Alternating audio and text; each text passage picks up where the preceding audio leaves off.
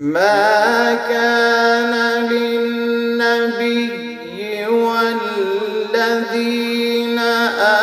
آمنوا أن يستغفروا للمشركين.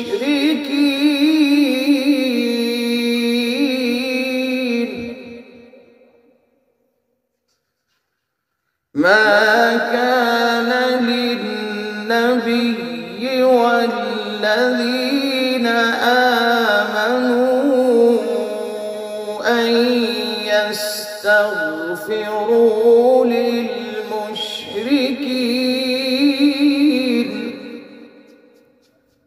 ولو كانوا أولي قربى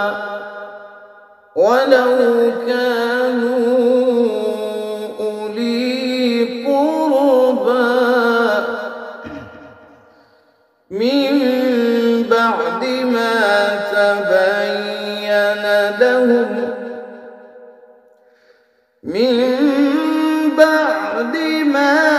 تبين لهم أنهم أصحاب الجحيم.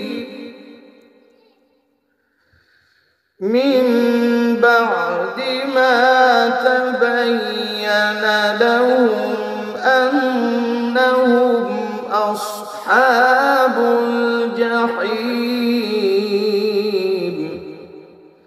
وما كان استغفار إبراهيم لأبيه إلا عن موعدة وما كان استغفار إبراهيم لأبيه إلا عن موعدة وعدها إياه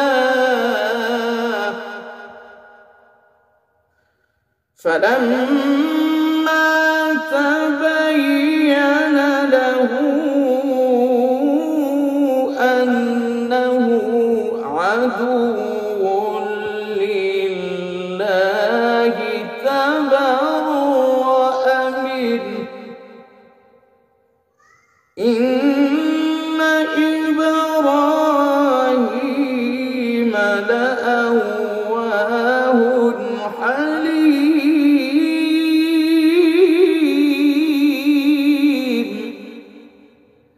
إن إبراهيم